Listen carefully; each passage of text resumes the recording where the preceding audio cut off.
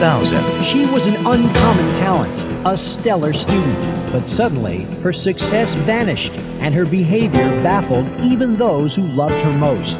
We had no thought that we had a sick child, particularly. We just thought that suddenly she had gone bad. Like millions of Americans, Kassidi Bishop suffers from bipolar disorder. It is absolutely terrifying to wake up every day and not know if you are going to kill yourself. Now, Bishop wants to play Division I ball, but she must first convince the NCAA she was disabled without the benefit of x-rays. A fatal illness, a young woman's dream, the NCAA's decision. Battling an invisible foe. Next. Imagine feeling on top of the world and then a moment later contemplating or even attempting suicide. 2.5 million Americans suffer from this form of mental illness. Among them is Kassidi Bishop, a promising 22-year-old athlete who appealed to the NCAA that bipolar disorder stole her dream to play college basketball. Well, last week, the NCAA ruled on Bishop's appeal. Its decision not only impacts Kassidy's life, it also reverberates in the lives of all athletes coping with the ravages of mental illness. Kassidi Bishop says it's amazing that she is even alive, because without effective treatment, an estimated 20% of those who battle bipolar disorder will take their own lives. I think the hardest thing about being bipolar is feeling so low on a daily basis, on a moment-to-moment basis, that you will do anything to end your suffering. What did you do to try to end the suffering? I slashed my wrists 3 times. I had tried to overdose. And it wasn't Kassidi. That was the problem we had. It wasn't the Kassidi that we knew and loved. Certainly it wasn't the Kassidi Bishop who says she got her first recruiting letter from a college when she was in 4th grade. And it wasn't the Kassidi voted All-America after her sophomore year at Littleton High School in Colorado 6 years ago. Kassidi was probably one of the 5 best players at her position in the whole country her sophomore year. She was also an honor student, popular with her classmates, but in a matter of weeks following her sophomore year, Ned and Elaine Bishop say they lost their daughter. She dropped out of high school, began to use alcohol and drugs, ran away from home repeatedly, and into the arms of an abusive boyfriend. We had no thought that we had a sick child, particularly. We just thought that suddenly she had gone bad. I didn't know what was going on. I hadn't been diagnosed, so I didn't know why I was feeling the way I was. Being abused made things just worse. Your self-esteem is completely destroyed. I think our first concern was trying to save Kassidi from herself.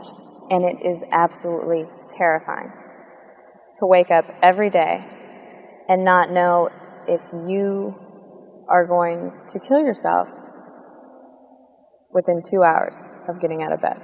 Not knowing minute to minute if your child's going to be there. It's horrifying. It's absolutely horrifying. And it's her hell, but we can't understand the hell that she's going through. Fearing that Kassidi would take her own life, the Bishops committed their daughter to a mental hospital, where she spent 10 days.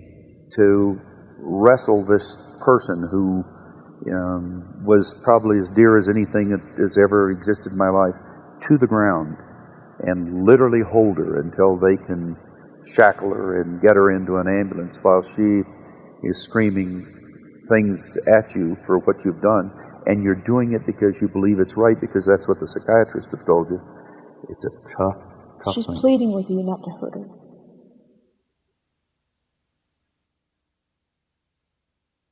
Over the past 7 years, Kassidi Bishop has seen 5 different psychiatrists who have prescribed 14 different medications. And although she was diagnosed with bipolar disorder 5 years ago, it was years before she accepted she was mentally ill.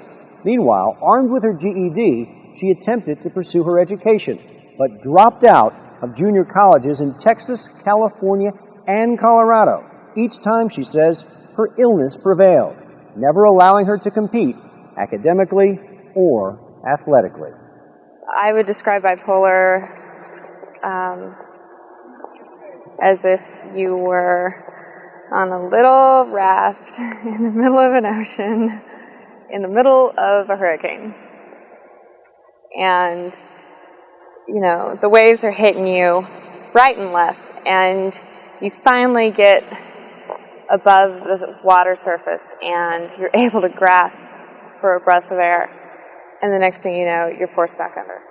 Last year, Bishop discovered there was some relief.